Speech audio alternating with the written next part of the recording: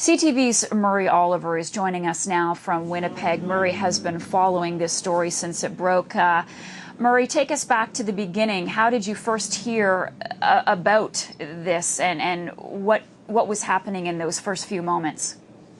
Marcia, things were so unclear at the beginning. There were simply calls that there had been a stabbing on a bus, and there were rumors of something terrible that had happened. Of course, those rumors turned out to be true. It was the decapitation of this young man.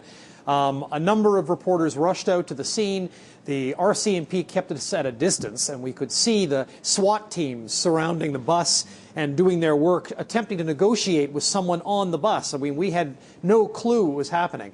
And then as time went on, a few more things filtered out, and then finally we went to Brandon and we located some of the folks who had been on the bus. And then the full horror of the story was clear to us. And when you spoke with some of those passengers on the bus, what were they telling you? Well, their experiences, some of them I don't think we can say on national television. It sounds like a cliche, but it was a horrific experience.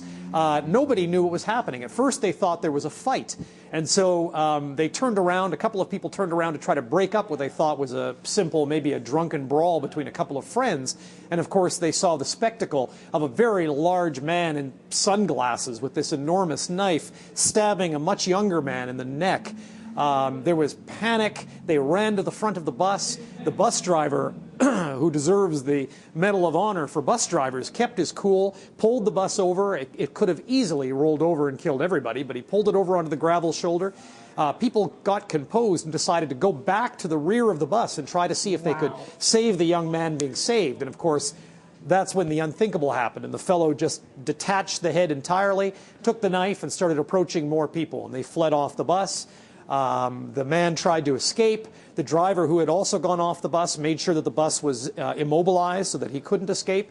And a truck driver actually stopped, and they armed themselves with wrenches and tire irons and then stood outside the door of the bus so that this man couldn't escape into the night.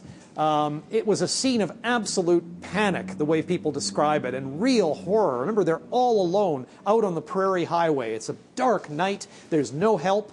I can't imagine what an experience it must have been. Me neither. Murray, you are giving me chills. Now, are we any closer tonight to knowing who the suspect is or who the victim is?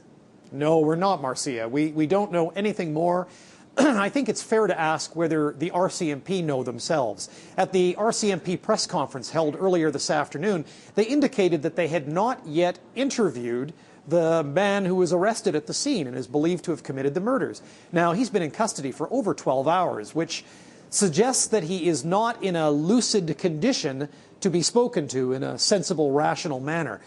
I will add, as awful as this is, that the story only seems to become more gruesome as time goes on.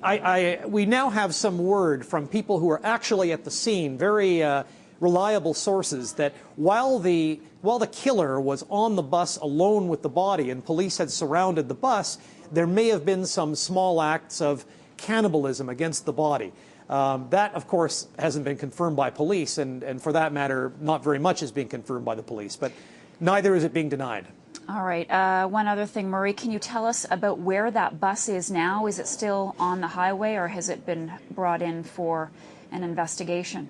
The last I heard, the bus remained on the highway. It was taped off. There was yellow tape all around it. There were detectives poring over it. It was still very much an active crime scene. Many officers, and it didn't look like it was going to be moved, before nightfall anyway.